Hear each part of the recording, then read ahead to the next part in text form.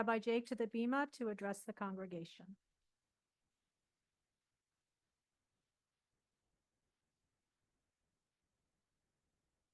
This summer, I had the pleasure of serving on faculty at a Reform Movement camp in Asheville, North Carolina, a place where our hearts are at this very moment as well. We knew going into the summer that it would be a unique one with special challenges.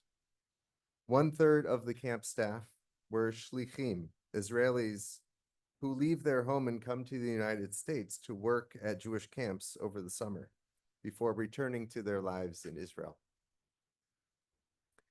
Many of these young adults came right out of military service to join hundreds of Jewish kids in an insulated and, we hope, safe space.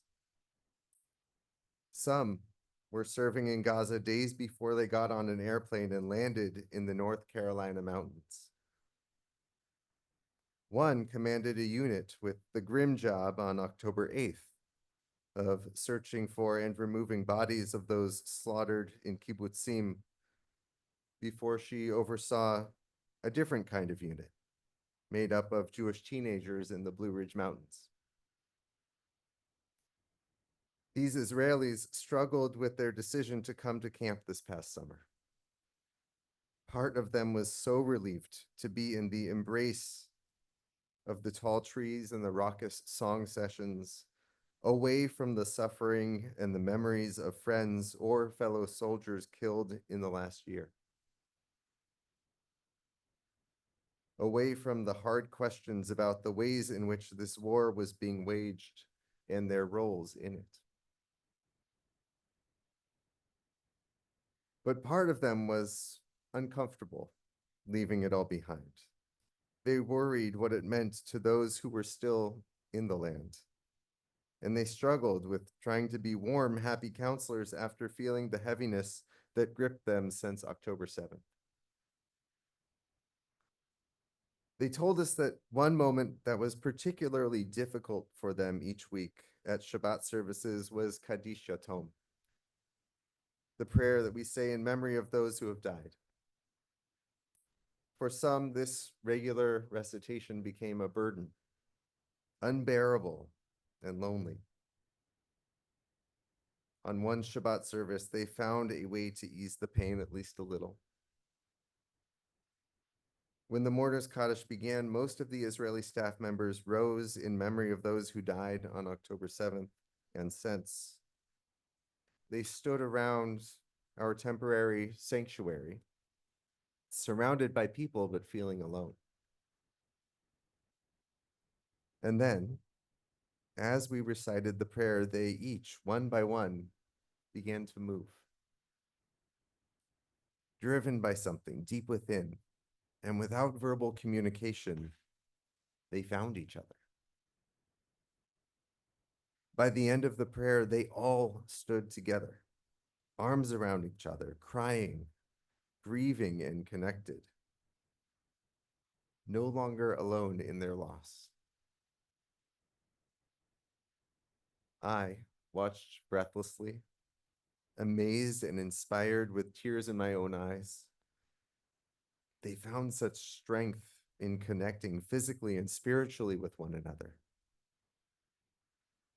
They began to do this at each service, a powerful visual reminder of the loss they carried at all times and the community they found in sharing that loss with others. I've been thinking of this moment for 3 months now, each time I recite Kaddish. In her book, The Amen Effect, Rabbi Sharon Brous of the Los Angeles Synagogue Ikar recounts a piece of rabbinic text that most people gloss over. That is, if they ever read it at all. This 2,000-year-old text from the Mishnah speaks about how people would enter and exit the temple complex in Jerusalem when they would make a pilgrimage during one of the 3 annual festivals. It instructs all who entered the Temple Mount entered by the right and went around to the right and went out by the left.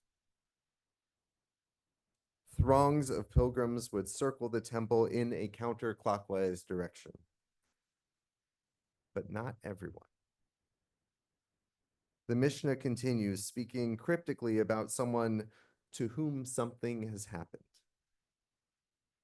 This person would walk in the opposite direction, against a massive crowd, and they are asked, "Why do you go around to the left?" The answer, "Because I am a mourner." The pilgrims respond, "May the one who dwells in this house comfort you." Rabbi Brous imagines being in that throng of people, amazed at the sight of the temple and the Jews all around you. She writes, "You begin to process around the courtyard in rhythm with the masses. Body and spirit transcend time and space. But look, there's a stranger coming toward you, making her way against the flow of the crowd. Her stride is slow. She seems impervious to the festive spirit of the day. She is clearly suffering. You want to avert your eyes, but you're not allowed to. You stop and greet her with a simple, open-hearted question. What's your story? Why does your heart ache? And this grief-stricken person answers, I'm broken. You offer words of comfort. I see you, you say. You are not alone.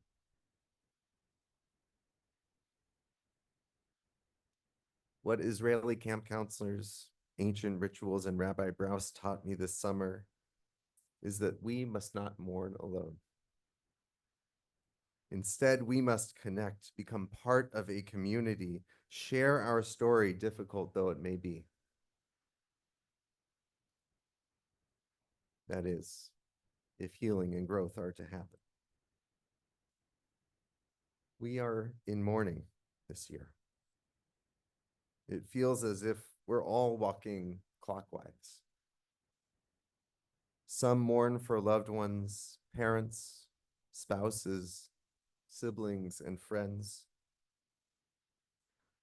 Others for 1,200 Israelis murdered on October 7th and for 40,000 Palestinians, many of them innocent civilians who died in this war. We mourn because Israel is in danger from terrorist groups and from hostile states. We mourn because Israel is in danger from extremists within, some of whom fill leadership roles and make policy decisions that turn our stomachs. We mourn for the ideal of what the Jewish state could be. We once held on to it, but now it seems so far gone. We mourn not just for people in places far away, but for losses right here. We mourn for a sense of security in Jewish spaces or in queer spaces as proud Jews.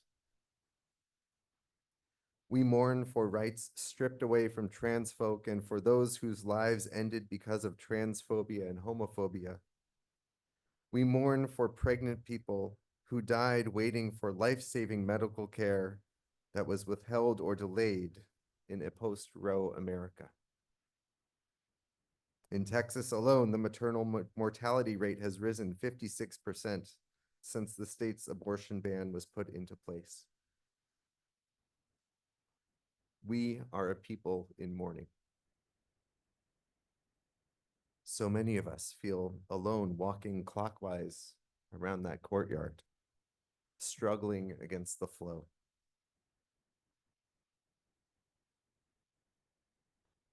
In the days immediately following October 7th, many Jewish communities experienced an influx of people looking to connect and to engage. Longtime members, twice-a-year Jews, people who have never been part of an organized Jewish community, and more, flocked to synagogues. Rabbis fielded calls from people seeking to convert to Judaism. Introduction to Judaism classes filled up, all with people seeking connection in a moment of grief and insecurity. A similar wave of people sought out community after the massacre at the Tree of Life Synagogue in Pittsburgh. We know in our gut that we need others, especially when we're hurting. But we don't always reach out when we should. I want you to think about what brought you to Beit Mishpacha the first time. What motivated you to seek out a Jewish community, and especially an LGBTQ plus Jewish community?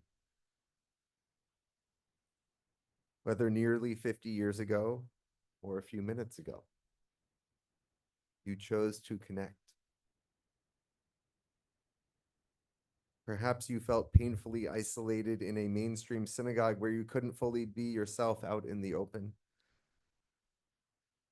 Were you reeling from watching friends and lovers suffer from HIV and AIDS, walking clockwise around the temple waiting for someone to ask, what happened to you? Maybe you just wanted to be around other like-minded people who you didn't have to explain yourself to. Some of you wanted to be able to kiss your spouse after services and not wonder what other congregants were thinking.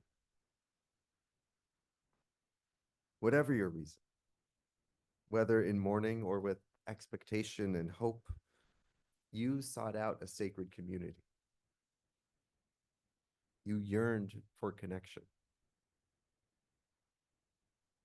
And while the reasons behind your first exploration of this community might have shifted for you, the need to connect with others never goes away. Our task in 5785 in this new year is to be brave and vulnerable enough to reach out when we are in pain and when we want to celebrate our many joys.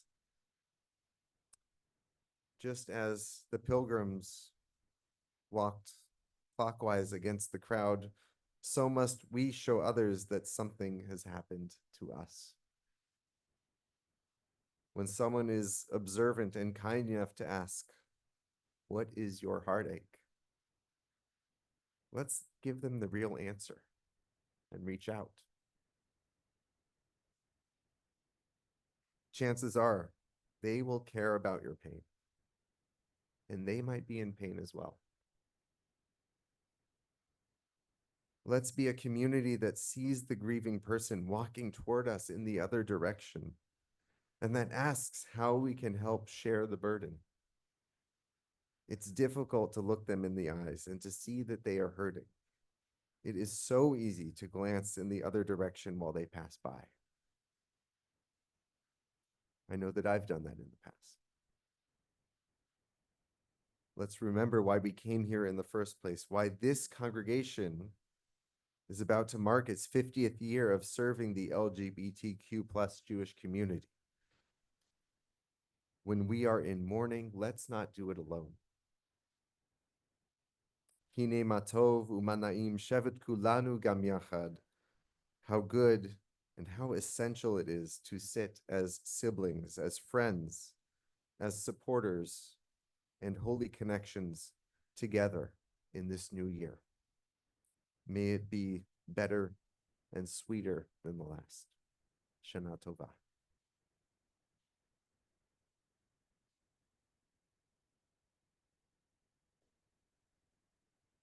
Well, how does one follow that? Rabbi Jake, that was so powerful.